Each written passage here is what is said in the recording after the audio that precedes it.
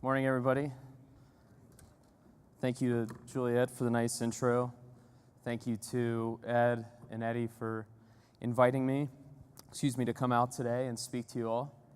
I'm delighted to be here. I'm excited to be here. I'm excited about junior golf. That was really cool. Tough to follow a video like that. And I promise I won't bore you over the next 45 minutes.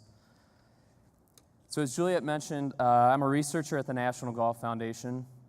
If you are unfamiliar with the NGF, we are an 80-year-old research and consulting firm, probably best known for our work in tracking just about every macroeconomic variable that is important to the industry and its health, both at a national level and a regional level. So golfers, rounds, spending, facilities, retail doors, retail space, latent demand, attrition, attraction, and so on. Simply supply and demand. We also do quite a bit of custom research, as Juliet mentioned in my intro, across many of golf's subsectors, and that's where I spend the bulk of my time.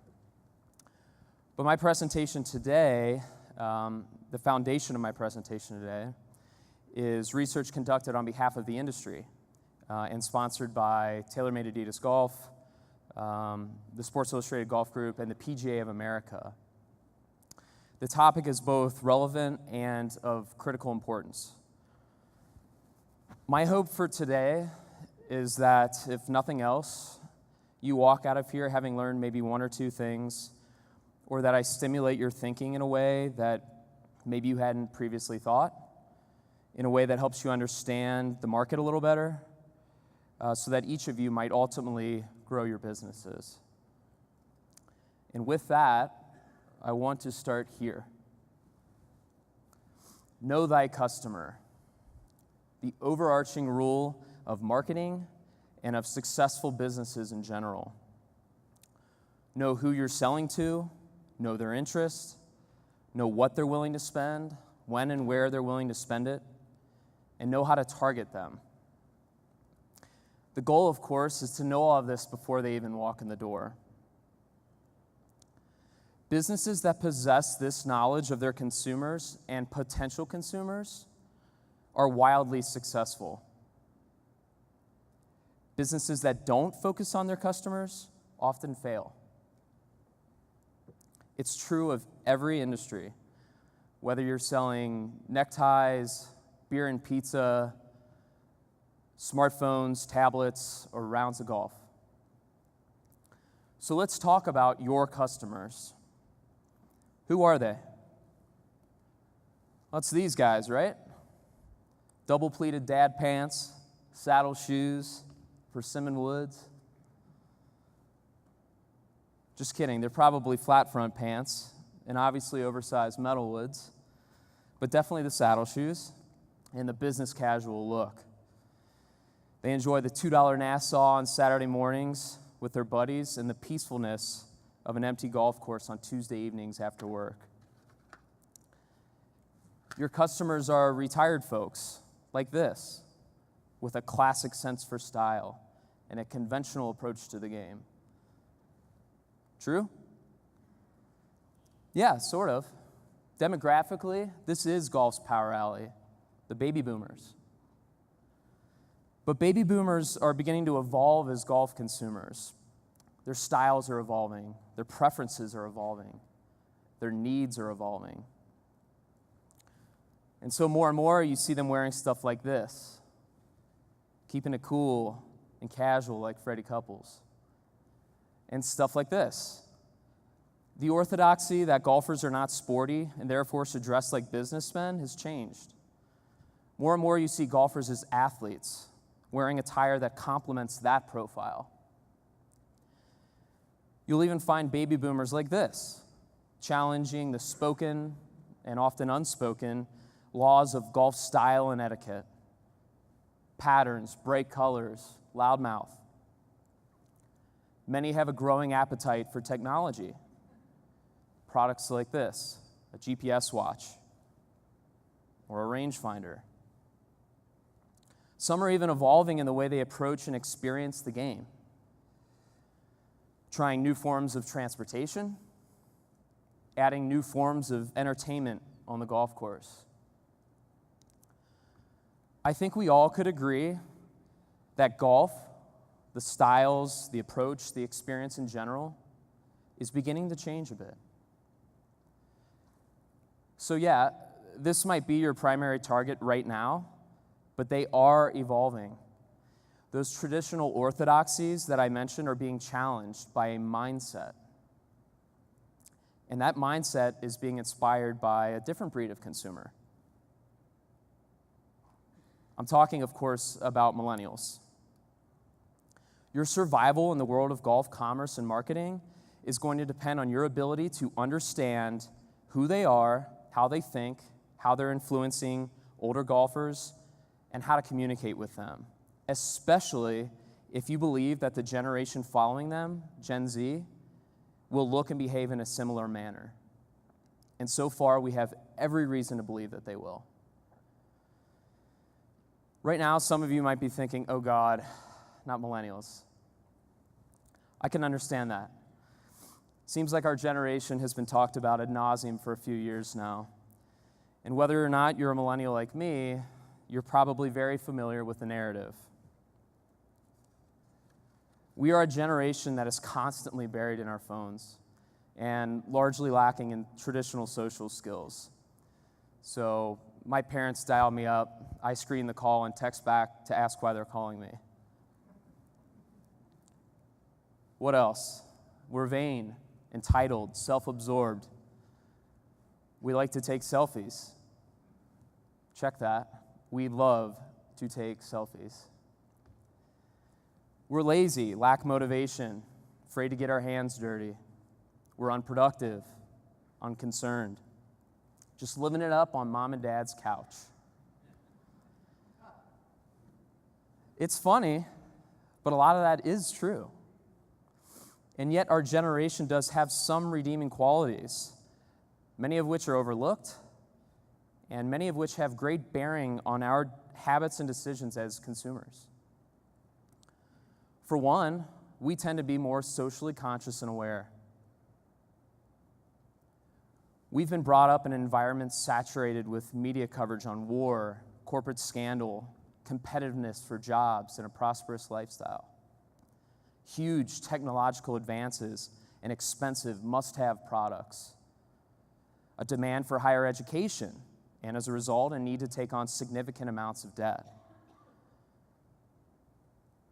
Many of us were actually preparing to enter the workforce at the height of the Great Recession, and so we're familiar with underemployment and unemployment.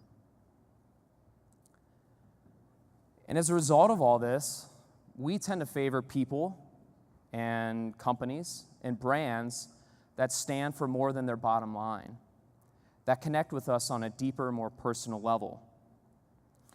You see, we may be digital natives who are glued to our phones, but because of that, we have constant access to everything around us and all sorts of information that consumers didn't have at our age 10 or 20 years ago. We know what's available to us at all times, where the best deals can be found, who's running a sale, who's got the best new product, who's got the best reviews. Good luck reaching us if you don't have any mobile touch points. We also know what our friends are doing at every minute.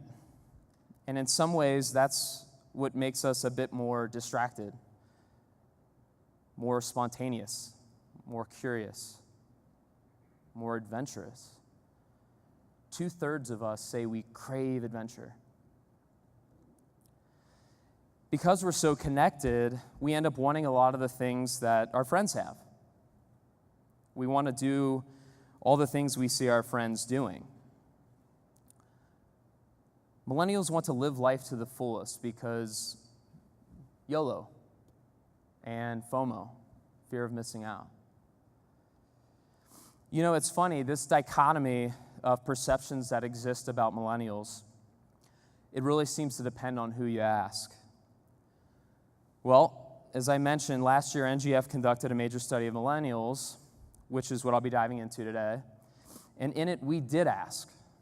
We asked millennial guys and girls to define themselves, And in turn, we asked older generations to define millennials. Do I have any millennials in the room? 1, 2, 3, 4. Solidarity. Gen Xers? And baby boomers? All right, cool. Get ready for this. Show of hands. Who thinks millennials are hardworking?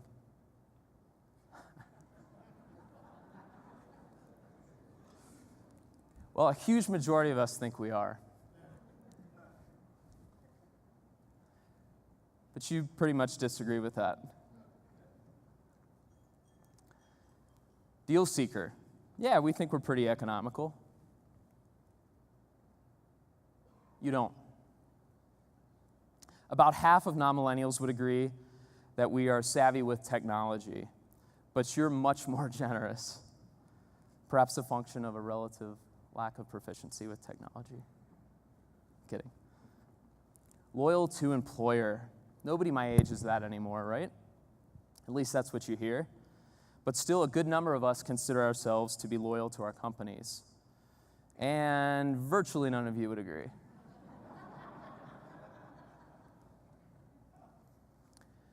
And finally, brand loyalty. This is the basis for much of our study on millennials. We considered golf not as an activity, but as a brand, and looked at it in ways that any brand would introspectively examine its health. Things like awareness, consideration, perceptions and attitudes, likelihood to recommend, customer loyalty. As you might expect, a discrepancy there as well. So now that I've shed some light on this misunderstood group of people, let's talk about why they matter.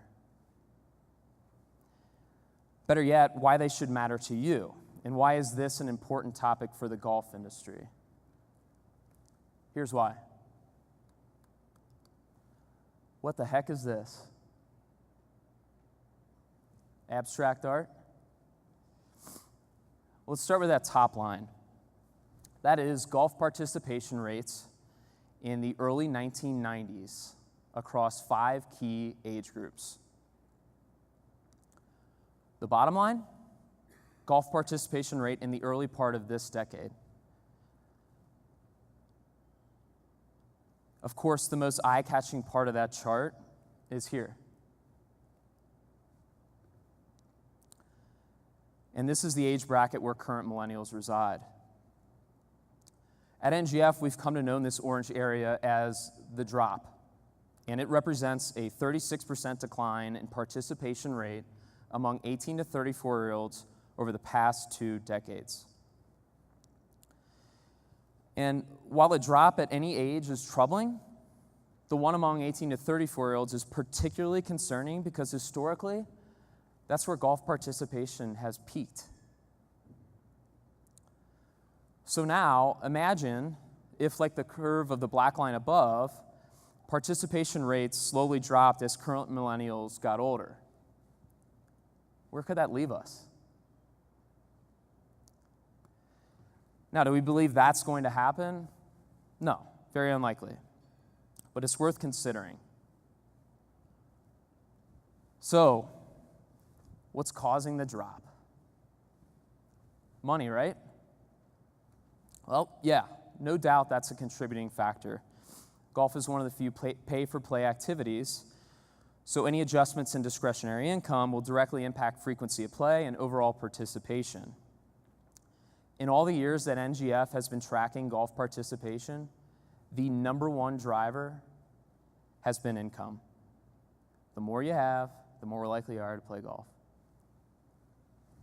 Just look at this chart here. The correlation between income and participation is about as strong as age and likelihood to listen to Justin Bieber, except that's an inverse relationship. Anyway, you'll see that when income hits $75,000, participation rate in golf hits double digits. That's sort of our magic number. Here's a look at median income among 18 to 34-year-olds over the past 20-some years, broken down by male and female. In both cases, you'll notice a pretty flat trend line. So is money not our problem? Well, no. Today's 18 to 34-year-olds have significantly more debt than 18 to 34-year-olds did 20 years ago. Student loan debt nearly quadrupled in a matter of 10 years and now sits somewhere around $1.2 trillion. Student loan debt also now exceeds credit card debt, which is pretty insane to think about. And so the net of that is a squeezed discretionary income, and that's clearly hurting golf. Now, millennials are not a homogeneous group. A jobless 18-year-old in college is quite different from a 34-year-old who's pretty well established, is making and saving money, possibly has a family. And both of those millennials are quite different from the guy or girl in his or her mid-20s. When we looked at the changes in participation within this age group, we noticed a serious plunge among our middle millennials, those freshly out of college, faced with a gigantic pile of student loan debt and working entry-level jobs, or not working at all. 1/3 of golfers aged 24 to 29 told us they believe they're underemployed. The same number say they're either falling deeper in debt or making just enough to cover their basic costs. As we might say, the struggle is real. We think this chart alone speaks volumes about the effect of debt and income on golf participation. We're down over 40% in that middle millennial group, compared to about a 19 or 20% drop for both the younger and older millennials. But money's not all. The face of this age group has changed pretty dramatically over the past 20 or 25 years, specifically through an increasing proportion of non-Caucasians. Why does that matter? Well, it matters when we consider the respective participation rates of each of those broad demographics. Naturally, the weighted average participation rate is going to come down. It's just math. So through extensive research, we felt we could explain a majority of the drop, debt and income, and a changing face of America. We also believed, as many of you would certainly agree, that time had something to do with it. It just takes too long to play golf. No doubt, people's schedules, and not just millennial schedules, have become squeezed by a growing number of activities and responsibilities. We believe pretty strongly that technology has a lot to do with this. Back when mobile phones weren't around, you couldn't just click a few buttons and discover 10 or 15 events happening in your area that same day or that next weekend. But today, as we would say in pop culture, the game has changed. But those three culprits, time, money, and demographics, don't explain everything. And that left us with a good chunk of the pie to figure out. We had several hypotheses, as did you, as did members of the media, which were decidedly cynical. Forbes ran a column suggesting we had, quote, lost the millennials. Wall Street, same thing. Even the folks over at MarketWatch looked at our data and decided millennials were just over golf. And you know what? It's just not true. Here are some basic facts that we would point to as evidence against such statements. First off, in spite of that drop in participation, 18 to 34-year-olds are still the second largest cohort in our golfer population. They represent just over a quarter of all golfers. They play 90 million rounds of golf annually and account for close to $5 billion in golf-related spending. We'd also note that over 12 million of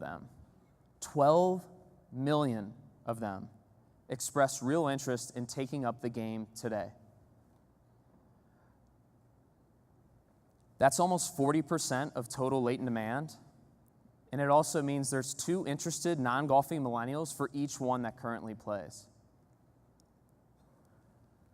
So think for a second about those 2 numbers that I just showed you. Nearly 6.5 million millennials currently playing golf, and another 12 million who express real interest in taking up the game today.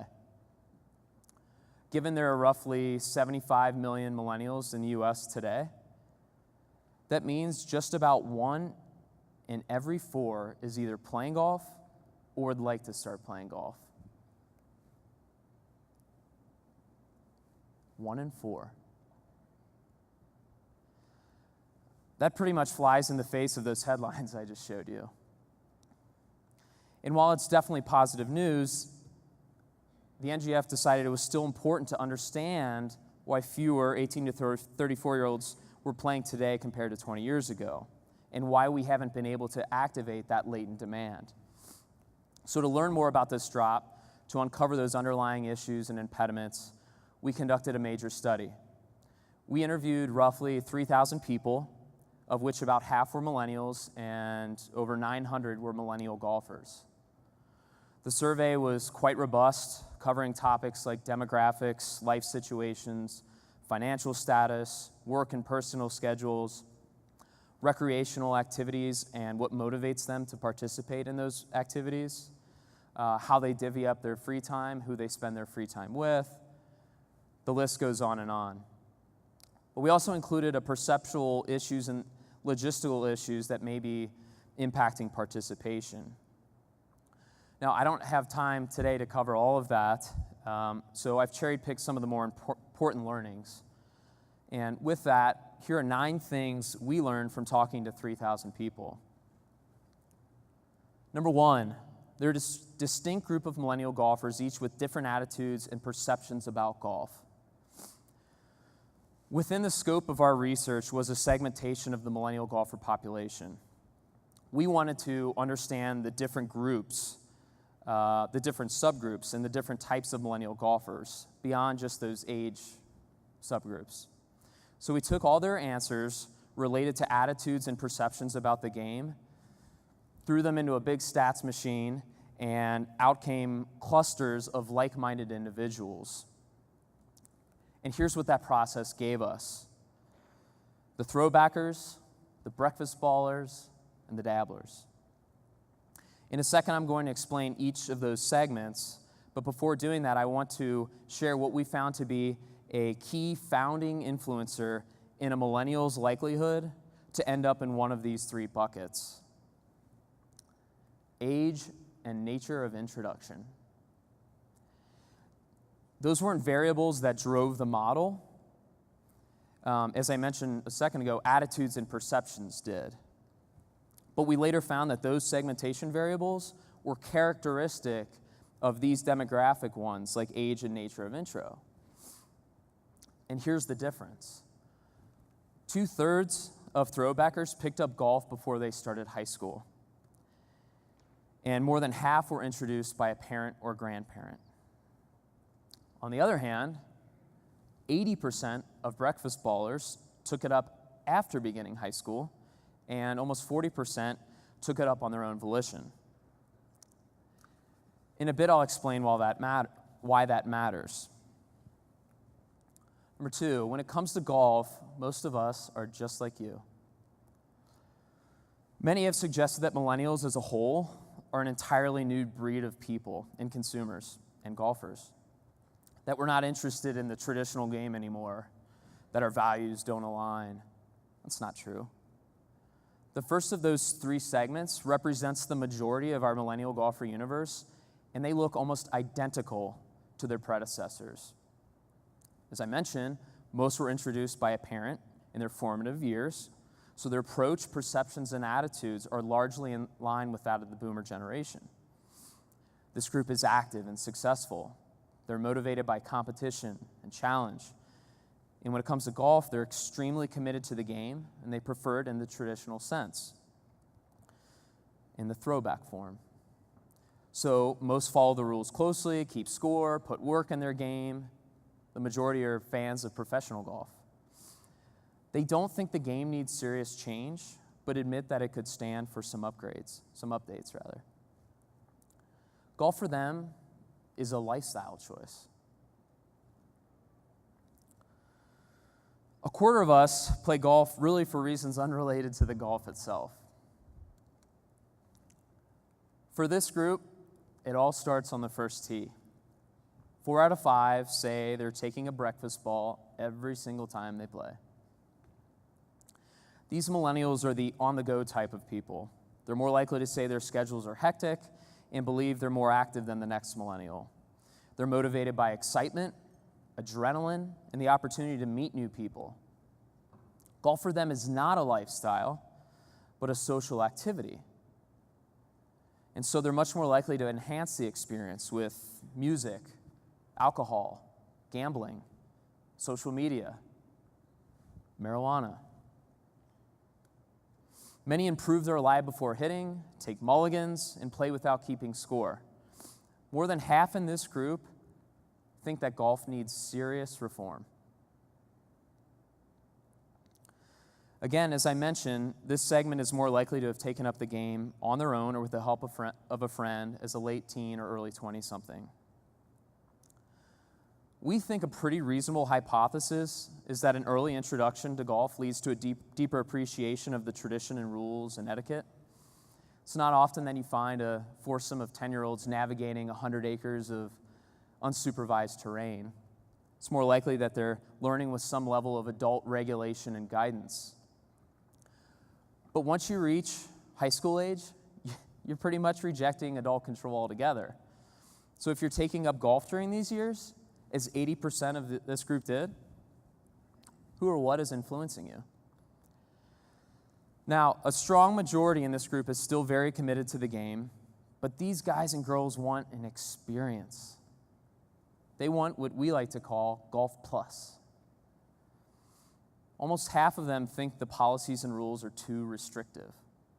It's a big finding. If the policies and rules are cramping their style, how can we expect them to choose golf more often than their other activities? The rest of the millennial golfers are pretty meh about the whole thing. This is our fringe group, and they average only 4 rounds a year. Golf is incidental to their lives and their recreational priorities.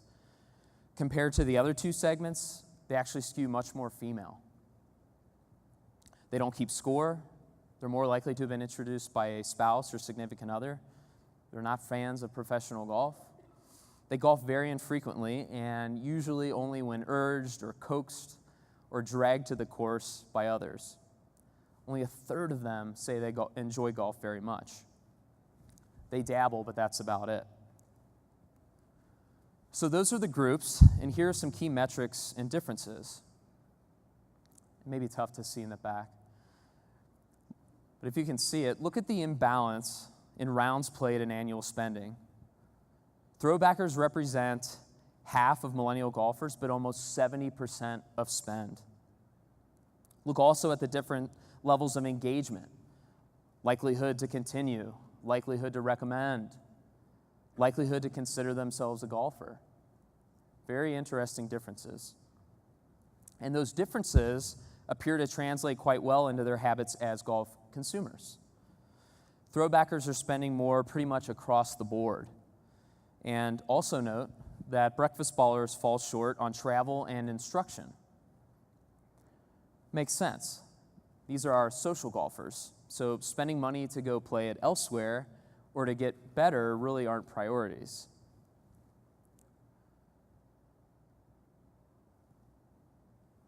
Number 5, one of the more sobering findings in our study.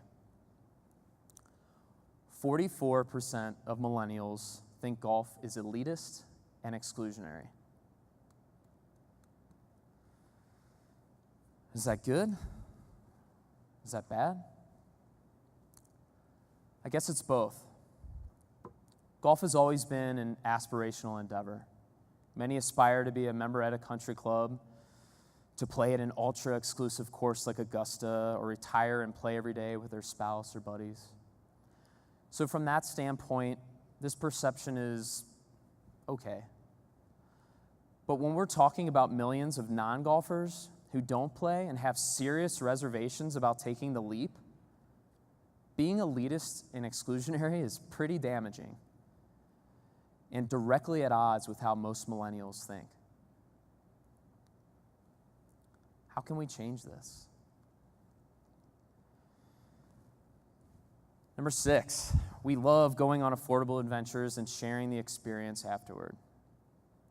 What's an affordable adventure? Well, we defined it in our study as something new or different, or that you rarely do, that wouldn't break the bank. Think Segway tour, renting a kayak, going to a paint and wine class. 60% of millennial golfers say they do things like that at least once a month. And compare that to only a third of Gen Xers and 20% of baby boomers. What the heck does this have to do with golf? Well, I talked about it earlier. Millennials are always in search of something exotic, adventuresome, memorable, or new to explore. They want to be part of something epic and post photos of their adventures in an attempt to garner likes and social currency. Is golf an affordable adventure? Almost half of millennial golfers didn't think it could be considered as such. Yikes. So I just mentioned this notion of social sharing, and that leads me to another critical finding. This, we think, is a very critical learning.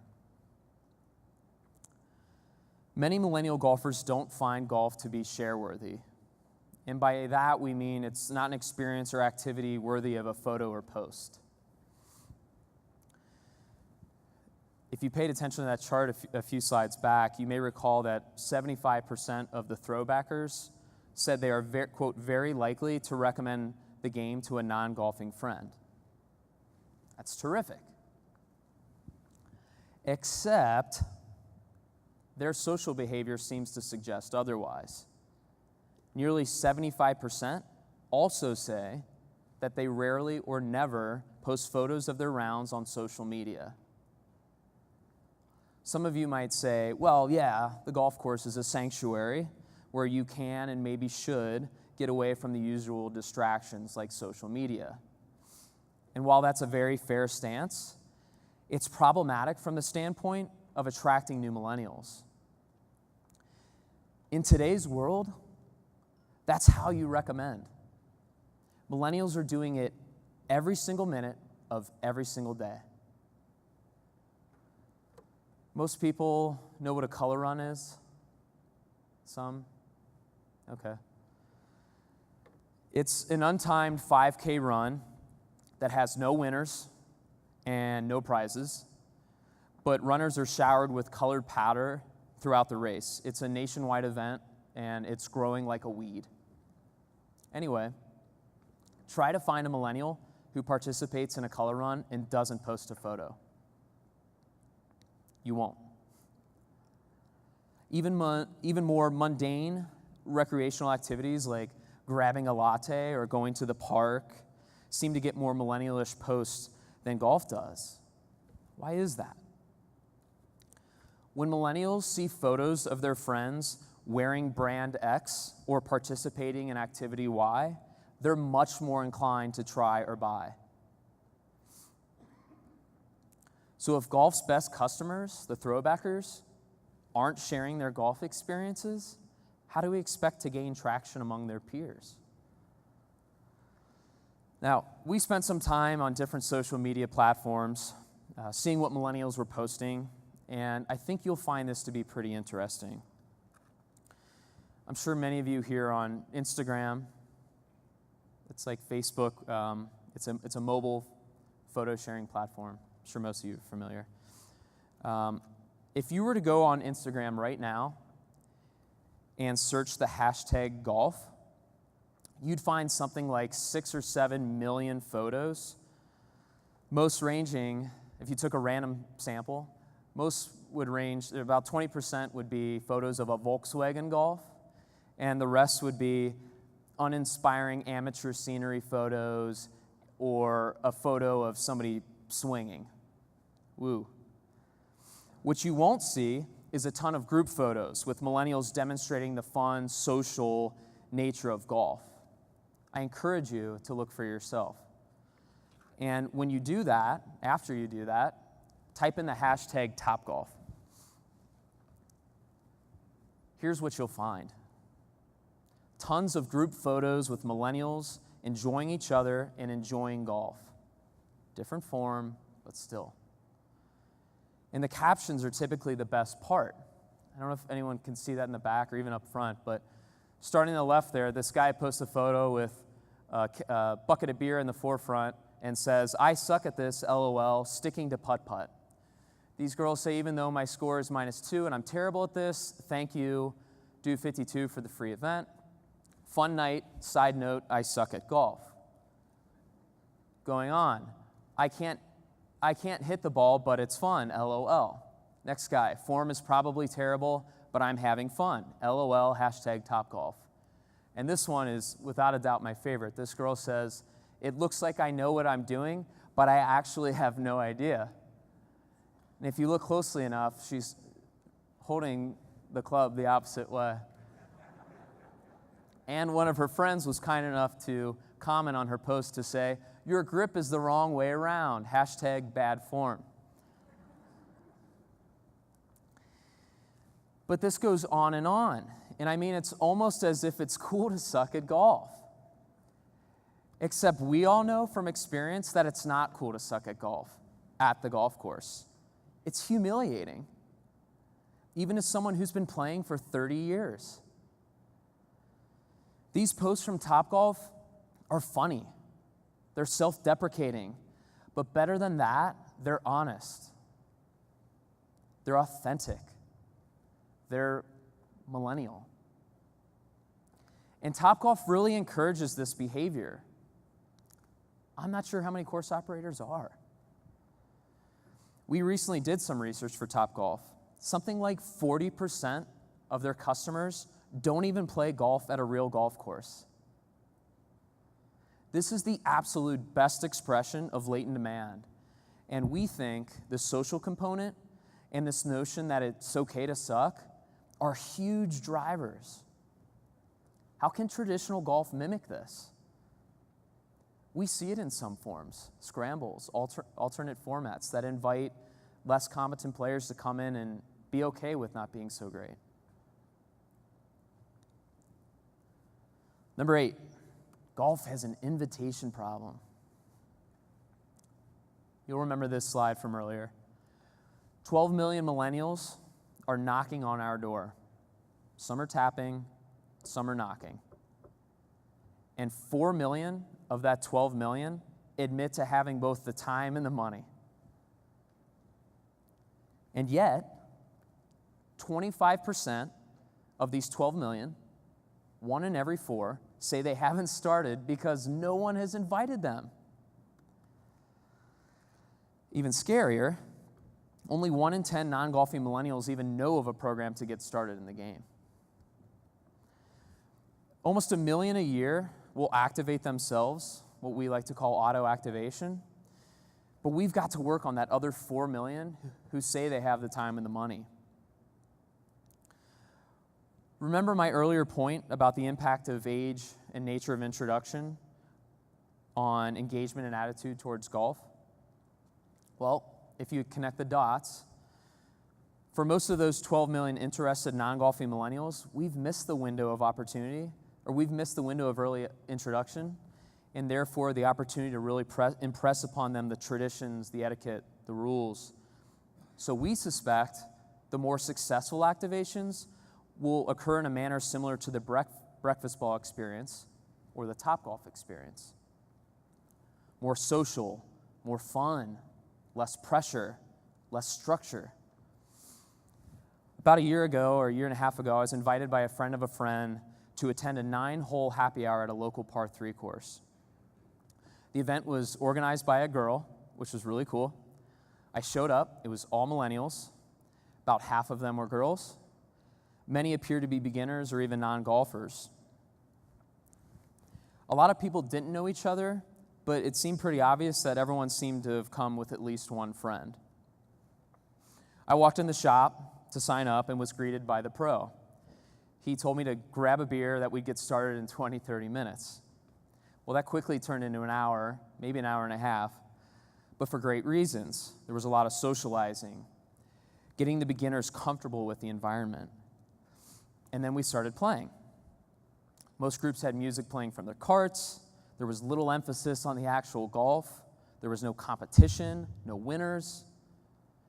The less skilled players were not intimidated, nor were they embarrassed. There was a lot of encouragement, high-fiving, lots of fun. It was seriously just an affordable adventure. Altogether, it took maybe 2 hours. It was awesome. And for the beginners in the group, it was also able to work because they had a friend to act as a buffer. And that's a big deal. Golfer friends are critical to the onboarding process for interested non-golfing millennials. How do we know this? We ask current millennial golfers to recreate their ideal onboarding experience. If you had to do it over, how would it look? As part of that, we had them tell us who they'd want to be with them for their introduction to golf.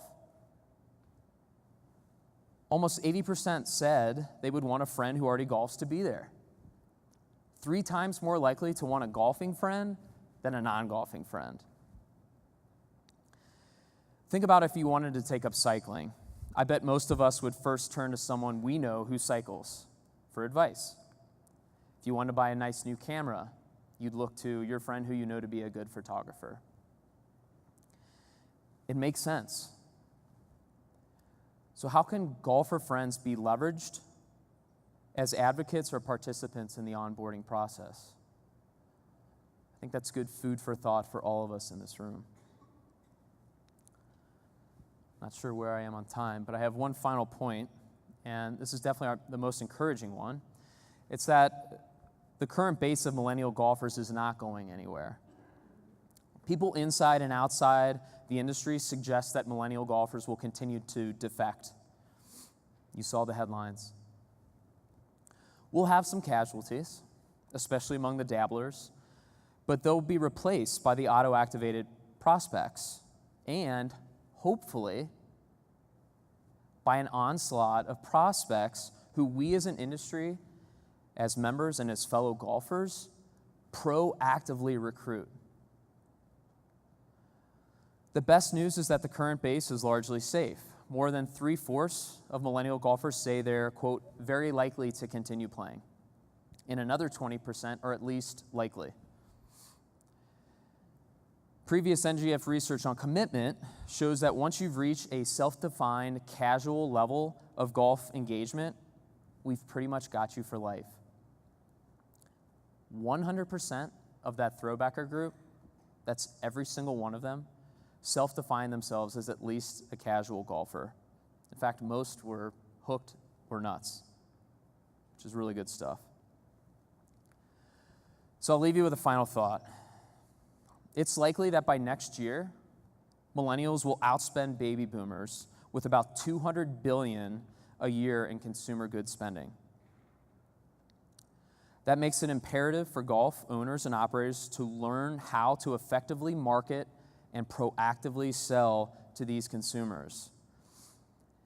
If you're not thinking of millennials as your customer base, you're going to be missing out on a lot of opportunities. In the beginning, I talked about knowing thy customer, but perhaps more of us should start giving some serious thought towards knowing and marketing to the 6 million millennials who play and their 12 million friends who want to begin playing, both because of their looming spending power, but also because of this. As you climb the age ladder, your interest in taking up the game goes down pretty sharply. So as the old expression goes, you'd better get them while they're hot. That's all I have for today. Thanks for paying attention, and